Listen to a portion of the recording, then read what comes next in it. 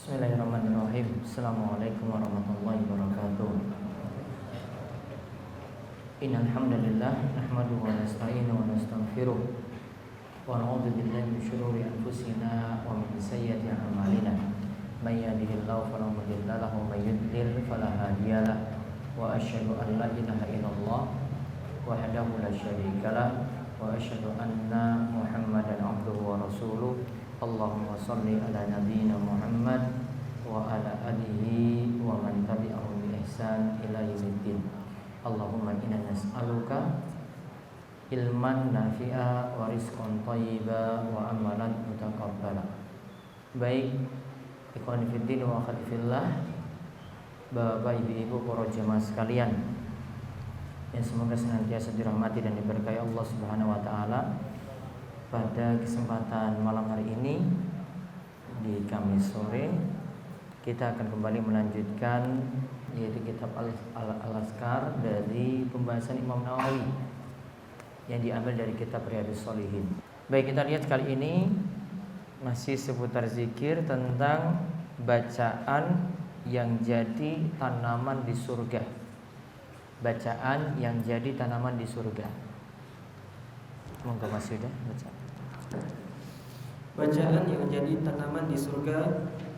Wa an Jabirin radhiyallahu anhu anin Nabi sallallahu alaihi wasallam qala man qala subhanallahi wa bihamdihi ghurisat lahu nakhlatun fil jannah. Rawahu Tirmizi wa qala haditsun hasanun. Diriwayatkan dari Jabir radhiyallahu anhu, Nabi sallallahu alaihi wasallam bersabda, barang siapa yang mengucapkan subhanallah wa bihamdih, maha suci Allah, dan dengan memujinya, maka ditanamkan untuknya satu pohon kurma di surga. Taib. Wa an Jabir radhiyallahu anhu, hadis nomor 1439. Dari Nabi sallallahu alaihi wasallam, beliau bersabda, mangqal, siapa yang mengucapkan subhanallah wa bihamdi, maha suci Allah dan segala pujian untuknya,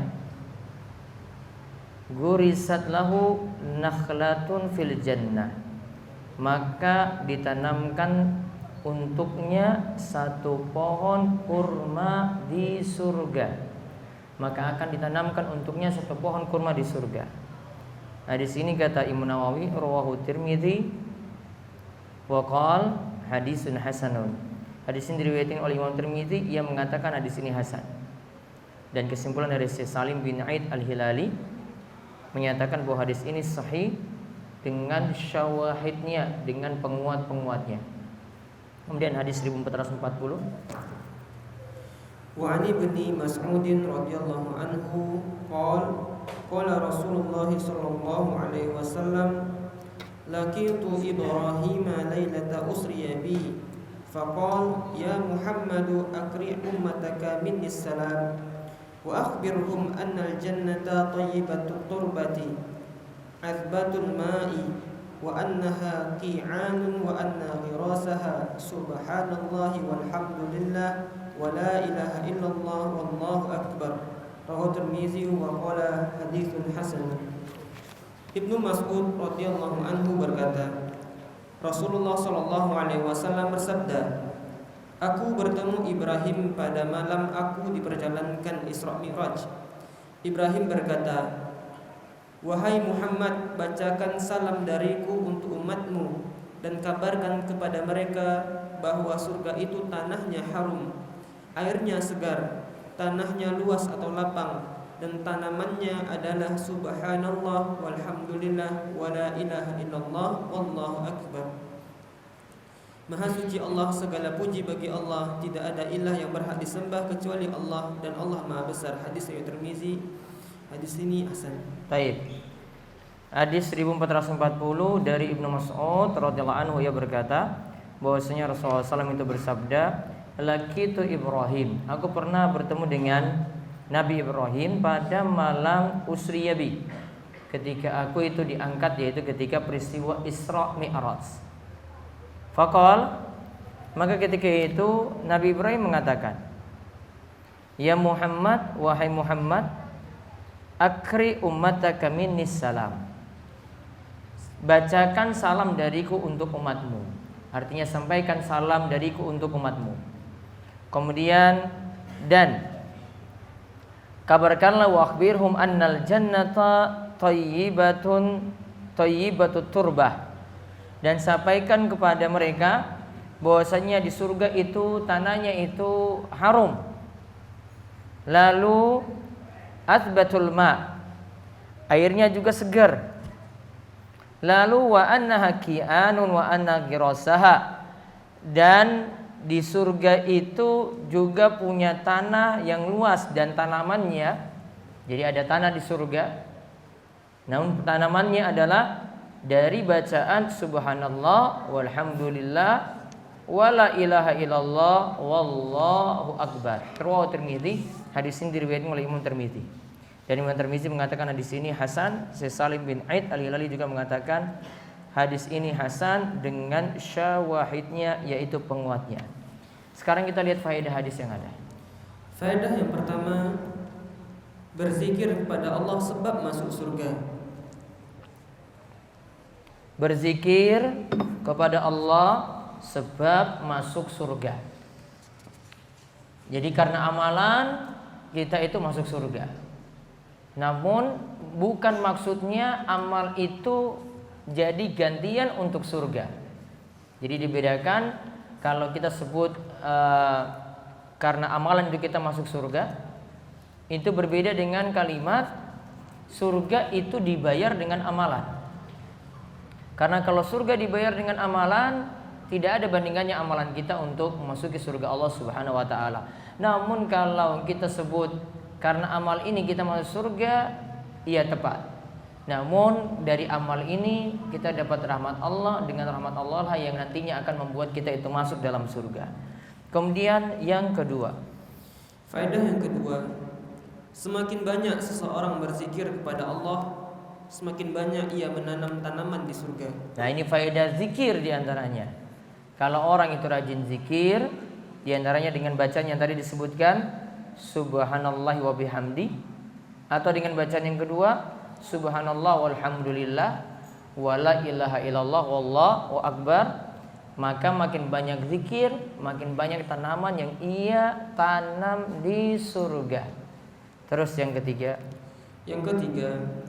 sifat surga adalah tanahnya harum, airnya segar, sedangkan tanamannya adalah kalimat thayyibah, yaitu zikrullah. Di surga punya sifat yang disebutkan dalam hadis ini sebagian sifat surga saya disebutkan, yaitu mengenai keadaan tanahnya itu harum, mengenai airnya itu segar, mengenai tanamannya itu tumbuh dari bacaan zikir, yaitu kalimat thayyibah, bacaan zikir kepada Allah, kalimat thayyibah. Terus yang keempat, hadis ini mendorong kita untuk memperbanyak zikir agar semakin banyak tanaman di surga. Nah, hadis ini sekaligus motivasi sebagaimana judul bab, untuk mendorong kita semakin banyak berzikir kepada Allah. Karena semakin banyak berzikir, makin banyak tanaman kita di surga. Terus yang kelima, adanya mukjizat Isra Mi'raj.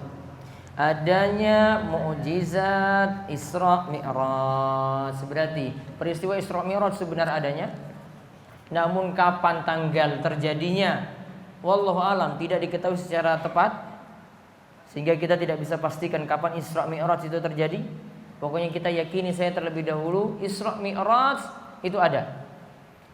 Dan itu suatu mukjizat pada Nabi sallallahu alaihi wasallam. Lalu Isra Mi'raj juga memiliki pelajaran-pelajaran penting yang lainnya, di antaranya karena Isra Mi'raj itu Nabi SAW itu diangkat ke langit menghadap Allah Subhanahu wa taala, menunjukkan Allah itu di atas sana. Bukan Allah itu di mana-mana. Kalau Allah itu di mana-mana, enggak perlu Nabi SAW capek-capek melakukan Isra dan Mi'raj. Ya, ini paling mudah sekali untuk menjelaskan dari sisi pendalilan. Ya, kalau kita ditanya itu di mana Allah, lihat saja pada peristiwa Isra Mi'raj. Isra Mi'raj menunjukkan sangat-sangat jelas bahwasanya Allah itu berada di atas seluruh makhluknya. Maka Nabi SAW angkat ke langit sana untuk menerima wahyu ketika itu, perintah sholat 5 waktu. Dan kalau secara fitrah juga kita berdoa pun juga kita pun berdoa mengangkat tangan kita itu menghadap ke atas sana. Dan dari sisi perkataan kita juga kalau mengatakan sudahlah rizkimu sudah diatur oleh yang di atas sana. Bukan dia katakan sudahlah rizkimu sudah diatur oleh yang di mana-mana. Ada enggak kalimat kayak gitu? Enggak ada. Sudahlah jodohmu sudah diatur oleh yang di atas sana. Ya kan? Enggak mungkin dia jawab ya, sudahlah jodohmu diatur oleh yang ada di mana-mana. Secara fitrah dia kalimatnya aja dia buat seperti itu. Ya, dan ini ingat prinsip akidah Ahlussunnah wal Jamaah demikian. Kecuali yang menyimpang dari sini, dari kalangan Asy'ariyah, dari kalangan Jahmiyah, Mu'tazilah dan yang lainnya yang menolak sifat-sifat Allah seperti tadi. Kemudian pelajaran yang lainnya lagi tentang masalah mukjizat. Mukjizat ini adalah kekhususan spesial yang diberikan kepada para nabi, termasuk nabi kita Muhammad SAW. Nanti dibedakan dengan karomah. Kalau karomah itu diberikan kepada wali Allah. Namun kalau mukjizat ini untuk jadi pendukung bahwasanya Nabi SAW dan juga para nabi yang lainnya itu dikuatkan ketika berhujjah di hadapan orang musyrik. Ini loh nabi ini buktinya seperti ini. Sedangkan kalau untuk karomah untuk menguatkan pribadi dari wali-wali Allah tadi, di mana wali Allah itu punya sifat alladzina amanu wa kanu yattaqun. Mereka itu adalah orang yang beriman dan bertakwa kepada Allah Subhanahu wa taala. Maka adanya karomah tadi, mukjizat, ini kejadian-kejadian yang luar biasa yang di luar dari manusia normal itu lakukan. Ini semua untuk menguatkan iman. Nah, dari sini kita dapat pahami bahwasanya ada yang disebut mukjizat, ada karomah, ada juga ilmu-ilmu sakti atau ilmu sihir. Ini berbeda. Kalau mukjizat, karomah tidak perlu pakai belajar. Kalau sihir bagaimana? Perlu enggak orang belajar itu? Perlu. Kalau enggak dia melakukan ritual-ritual dulu. Ritual-ritual dulu yang dipenuhi baru sihirnya datang. Ya, dia bisa terbang, bisa menghilang, bisa sholat besok di Mekah misalnya. Ya, bisa lakukan seperti itu. Ada dulu. Dia makin gila, makin mudah sihirnya itu datang. Kalau bilang gila itu belum. Ya, tunggu dia lakukan sesuatu yang nggak normal dulu lah. Itu baru nanti mukjizat, baru nanti itu sihir itu datang. Nah, sedangkan mukjizat dan karomah tadi ini datang dari orang yang beriman dan bertakwa. Berbeda dengan ilmu sihir tadi, berbeda dengan ilmu-ilmu sakti tadi. Ya, maka jangan tertipu dengan banyak nonton film-film laga, sinetron-sinetron laga yang ada di TV. Mukul orang dari jauh dengan ilmu hitamnya. Wah, sudah terlempar dari jauh. Terbang tinggi-tinggi, ya. Kemudian bisa menghilang dengan cepat. Ciri-cirinya wali Allah atau bukan? Ya. Dilihat dari sifatnya tadi. Kalau disebut alladzina amanu wa kanu yattaqun, ini adalah sifat dari wali Allah, maka syaratnya itu. Maka syaratnya lihat dari keimanannya seperti apa, lihat dari ketakwaannya juga seperti apa. Kalau tidak beriman, tidak bertakwa, maka cuma satu kemungkinan saja, dia bukan wali Allah, namun wali setan. Ya, cuma satu kemungkinan saja. Makanya Syekhul Islam Ibnu Taimiyah punya kitab tersendiri untuk membedakan siapakah wali Allah dan wali setan. Beliau jelaskan panjang lebar dalam kitabnya Al-Furqan. Ya, di dalam kitabnya Al-Furqan, ini tidak terlalu panjang sebenarnya kitab ini, namun situ membahas panjang lebar siapakah wali Allah baina auliya'ir rahmani wa auliya'isy syaitan. Siapakah wali Allah, wali ar-Rahman, dan siapakah wali syaitan. Terus yang keenam. Yang keenam, keutamaan umat Islam sampai Nabi Ibrahim pun menyampaikan salam untuk umat ini. Nah, keutamaan umat Islam, umatnya Nabi Muhammad, sampai dapat salam juga dari Nabi Ibrahim. Kemudian ini juga menunjukkan dibolehkan nitip salam atau menyampaikan salam pada orang lain yang tidak ada di hadapan kita. Saya nitip salamnya sama dia ya, sampaikan salam saya ya, boleh. Ya, nantinya salam itu nanti dibalas. Seperti pernah juga Aisyah itu mendapatkan salam juga dari Jibril lewat Nabi Shallallahu Alaihi Wasallam. Ya, ini menunjukkan bahwasanya dibolehkan untuk nitip salam seperti tadi. Tinggal nanti dijawab salam tersebut. Kalau yang nitip itu misalnya yang laki-laki, sampaikan lewat yang laki-laki, sampaikan kepada kita, maka nanti jawabannya kita ucapkan dulu pada yang mengucapkan salam pada kita, wa alaika wa alaihis salam. Wa alaika wa alaihis salam. Ya, jadi nanti ini masalah mencocokkan dhamir atau kata ganti. Kalau gak kenal dhamir ya agak-agak sulit ini. Ya, gak kenal dhamir atau kata ganti dalam bahasa Arab agak sulit dia ganti-ganti kata yang di belakangnya. Ini siapa yang mengucapkan? Ya, ini dari orang ketiganya siapa? Orang kedua di hadapan saya itu siapa? Nah, itu nanti tinggal dhamir itu yang nanti diganti.